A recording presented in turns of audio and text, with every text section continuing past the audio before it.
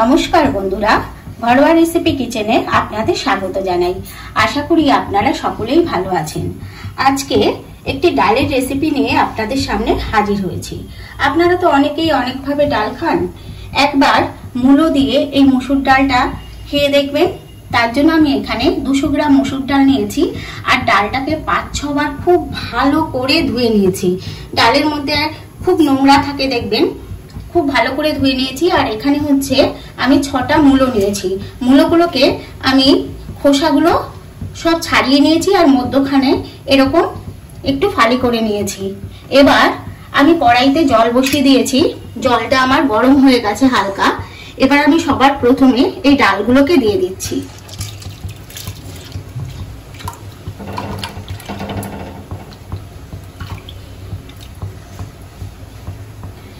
এবার এই ডালটার মধ্যেই আমি একটু লবণ দিয়ে দিলাম। ডালের পরিমাণ অনুযায়ী আমি 1 চামচ লবণ দিয়ে দিলাম। এর সাথেই আমি এই যে গোটা মূলগুলো আছে, এই গোটা মূলগুলো এর সাথে দিয়ে দিচ্ছি। এতে কি হবে, ডালটাও সেদ্ধ হবে, মূলটাও সেদ্ধ হবে। আর কয়েকটা চেরা কাঁচা লঙ্কা।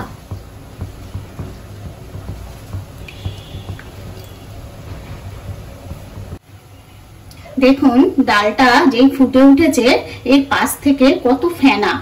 এই ডালের এই ফেনাগুলো আমি হাতা দিয়ে ঠিক এইভাবে তুলে তুলে ফেলে দেব। তাতে কি হবে, ডালটার স্বাদটা কিন্তু বাড়বে।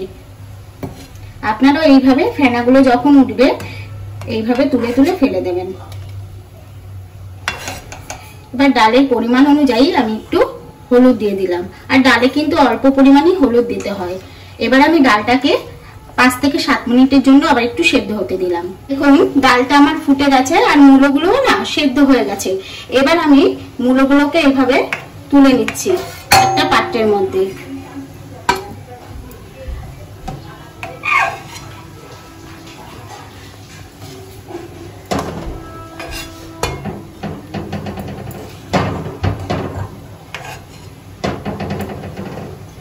এবার এই ডালটাকে আমি একটু ডালের কাটা দিয়ে ভেঙে দেব।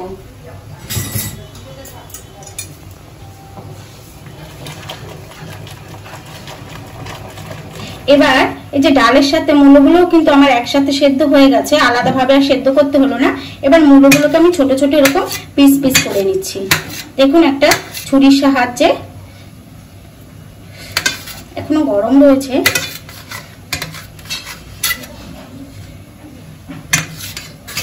এইভাবে আমি সমস্ত মূলগুলোকে কেটে নেব ছোট ছোট পিস পিস করে। এবার আমি এই যে মূলগুলো যে ছোট ছোট করে কেটে নিয়েছি সেটা আবার ডালের মধ্যে দিয়ে দিলাম। দিয়ে একটুখানি ফুটিয়ে নিয়ে ডালটা নামিয়ে নেব।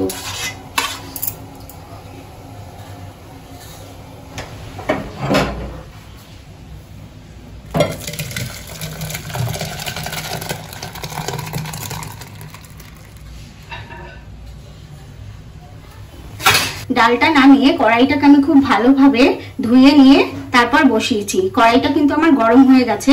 এবার আমি সর্ষের তেল দিয়ে দিচ্ছি একটু। এবার ডালটার আমি সম্বার দেব, তাই অল্প পরিমাণ সর্ষের তেল দিয়ে দিলাম। তেলটা গরম হলে, তেলটাই যে গরম হয়ে গেছে, এবার আমি 1/2 চামচ 5 ফোড়ন দিয়ে দিলাম। আর 2টো তেজপাতা আমি এইভাবে ছিঁড়ে দিয়ে দিয়েছি। আর 3টে শুকনো লঙ্কা। এবার এটাকে একটু লাল লাল করে ভেজে নেব। দেখুন ফোড়নটা আমার সম্পূর্ণভাবে রেডি হয়ে গেছে, ফোড়নটা থেকে সুন্দর গন্ধ বেরিয়ে গেছে। এবার আমি ডালটা দিয়ে দিচ্ছি।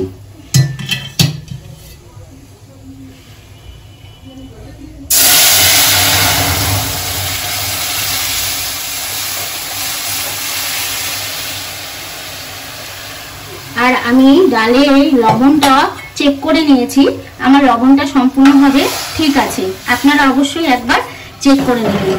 আর বন্ধুরা একবার এইভাবে মূলো দিয়ে ডাল খেয়ে দেখবেন, খুব সুন্দর হয় খেতে। আর ভালো লাগলে অবশ্যই একটা কমেন্ট করে জানাবেন, একটা লাইক করবেন, শেয়ার করবেন। আর নতুন বন্ধুরা চ্যানেলটি সাবস্ক্রাইব করে বেল আইকনটি ওকে করে দেবেন পরবর্তী ভিডিওর নোটিফিকেশন পাওয়ার জন্য। তাদের জন্য আমি এখানে সামান্য পরিমাণ একটু চিনি দিয়ে দিলাম। চিনিটা অপশনাল, যারা ভাববেন দেবেন দেবেন, যারা ভাববেন যে দেবেন না তাহলে দেবেন না। এবার আমি কতটা ধনেপাতা কুচি করে রেখেছিলাম সেই ধনেপাতা কুচিটা দিয়ে দিলাম। দিয়ে এবার আমি গ্যাসটা বন্ধ করে দেবো। তারপরে ডালটা আমি নামিয়ে নেব।